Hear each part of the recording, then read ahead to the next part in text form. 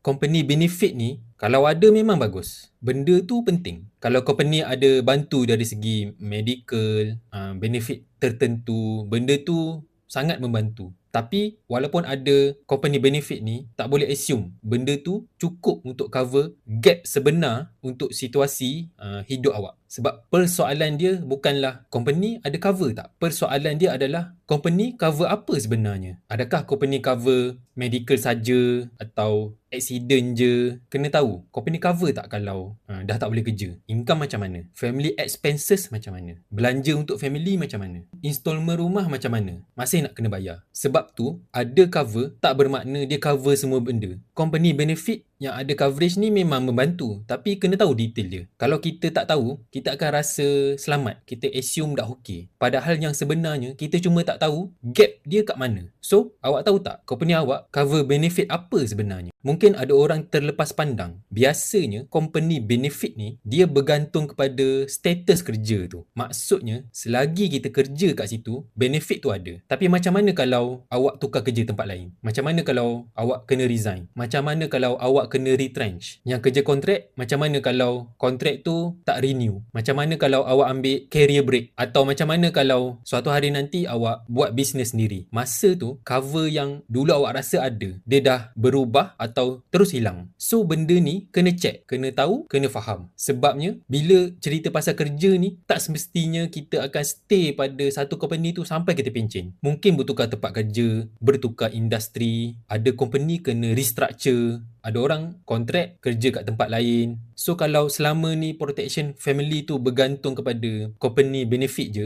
kena tahu juga apa akan jadi kalau status kerja tu berubah. So kalau awak tukar kerja yang sekarang ni, adakah protection yang awak dapat sekarang ni akan ikut awak sekali ke tempat lain? Adakah akan ada lagi benefit tu walaupun dah tak kerja kat situ? Medical coverage dengan income protection ni benda yang berbeza. Medical ni dia boleh cover kalau ada bayaran nak kena buat kepada hospital, kena buat treatment ke apa kan, yang tu penting. Tapi kalau untuk family ni, dia bukan terhenti sekadar bil hospital je. Sebab family nak kena bayar rumah, nak kena bayar kereta, komitmen lain, macam-macam. Semua ni perlukan duit bulanan. So kalau awak sakit, tak boleh kerja macam biasa, dia bukan cerita pasal medical je. Persoalan dia, income macam mana? Duit dapur siapa nak cover? Kalau kena berehat panjang, tak kerja lama, siapa nak cover? Komitmen, rumah, kereta. Kalau pasangan bekerja, dia punya gaji tu cukup ke nak cover semua? So jangan confuse antara rawatan, treatment dengan cash flow family. Dua-dua ni penting tapi tak sama. So awak rasa company punya medical tu dia cover rawatan saja ke dia cover awak punya perbelanjaan family sekali kalau jadi apa-apa? Ada orang rasa,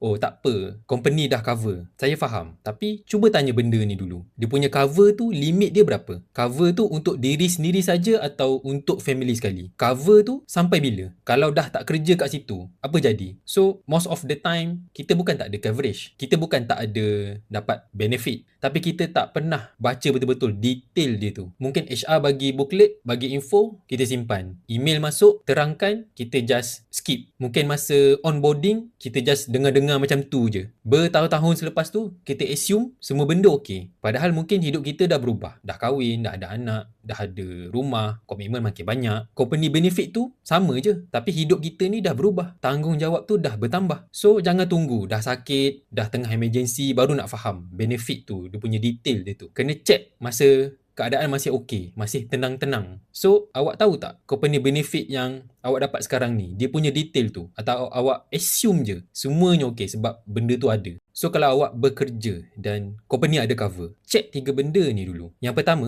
company benefit tu cover apa sebenarnya? Medical, accident, family, income, dia cover apa sebenarnya? Yang kedua, awak kena check kalau awak tukar kerja, resign ke, kontrak habis ke, kena retrench ke, coverage tu masih ada lagi ke tak? Yang ketiga, kalau awak punya income terganggu 3 bulan, contoh, family masih ada backup tak untuk bayar benda-benda lain? Bayar rumah ke, kereta ke, apa benda? Tu je dulu. Check benda ni. Tak payah fikir pasal nak ambil plan apa, nak bayar monthly berapa. Kalau company benefit tu dah kuat, Lepas tu ada protection plan yang personal. Kalau cukup, bagus. Kalau tak cukup dan ada gap, so dah boleh start plan untuk ambil yang mana. Company benefit ni dia memang boleh membantu awak punya hidup, family awak. Tapi family protection punya gap, awak tetap kena faham sendiri. Kalau awak nak saya tolong check untuk awak macam mana, contact je saya terus. Lepas check, lepas review, tak payah rasa wajib ambil apa-apa. Just check je dulu. Saya pun nak bantu awak supaya faham, supaya awak nampak betapa valuable-nya review benda-benda macam ni. So, awak pernah tak check benda-benda macam ni? Atau selama ni awak fikir, oh, company dah cover. So, assume semuanya okey lah.